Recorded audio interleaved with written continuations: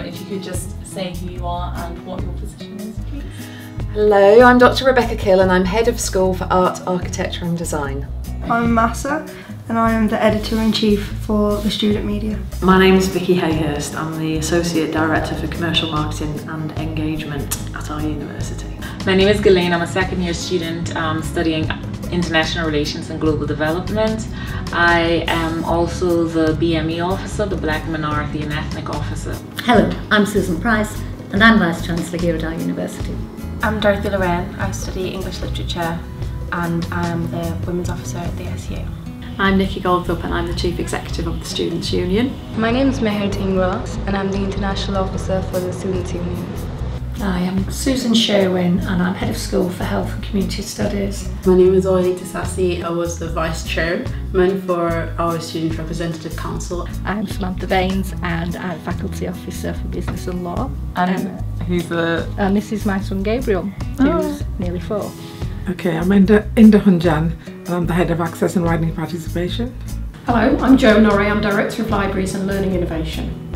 I'm Anne Flintoff. I'm a Professor in the Carnegie Faculty and I lead one of the research centres in the university. And what would you say inspires you? I'm inspired by the power of education to transform lives. My mother. My family. Making a difference. My parents. I would say the women in my family, none of which had even completed a primary school education, and yet still they've accomplished sending all their children to school. What inspires me is fun, right? And I think that's what my role is about. What inspires me up till today are my parents. Being so far away from them, I hadn't seen my parents for 4 years.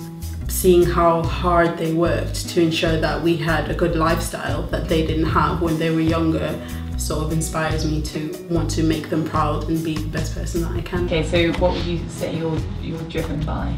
I'm driven by the hope that what I become and what I learn would be of some assistance to others.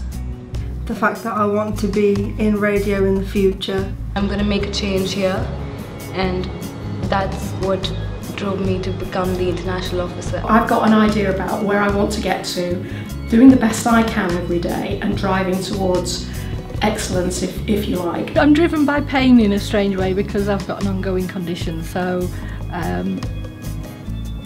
I try to beat it every day. So that's my kind of focus, is to not let it win. I think I'm driven by the fact that women of my generation, there were very low expectations from them. Issues of like everyday sexism, it drives me to make sure that I know what's going on, that I know why these things shouldn't be said, and that I then tell my friends and anybody I meet who comes out with them that it's not okay. Who would you say that you look up to or are inspired by? I am inspired by Ian King, who was the first general manager I worked for in student unions when I first got into student unions, and he went on to become the Chief Executive of NUS Services Limited. The person that I've been the most inspired by was actually one of my first bosses. She pushed me beyond what I thought my boundaries were. I would say I'm inspired by my nan. When I was about 11, I used to go to protest with her. And specifically my mom, she's worked really hard from nothing and she's accomplished so much, and she has like no hate and she loves everyone and she's been so helpful. I look up to my brother. He has had to deal with a lot at such a young age, personal and educational issues, and just seeing him taking a step back has just opened my eyes and made me think, oh, I'm here, and he's here to support me as well as my siblings. Delia Derbyshire wrote the Doctor Who theme. That's what people most know her for. Working in a place that's very male dominated and doing something that's super creative and really technical and being a world expert. Personally very inspired by my mother, who had very little in her life and very little in the way of education, but worked incredibly hard to ensure that I did, and my brother. So what would you say that you aspire to do? I aspire to, eventually I want to do another degree in either women's studies or gender studies. What I'm aspiring to do is to get us to be the best library service, the best learning innovation service in the country, if you like, but more importantly the best that we can be. So I want to be a producer for a radio show, maybe Radio 1, you never know. I suppose I aspire to make sure that I add value to an organisation and actually make a positive change, not just for me but also for the people that I work with and the teams that I lead.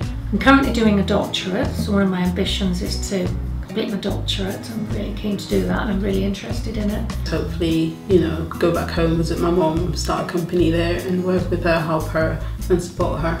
I aspire to graduate and get a job that will fit round family, this little one and his brothers, and also in with the condition I have, so that I've got a good work-life balance. Well, at the moment, the one thing that I haven't done in my research career is write a single-authored book, and that's what I'm inspiring to do in the next few years. Again, really because I believe it's important to produce knowledge, new knowledge, in order to inform new groups of practitioners in my field.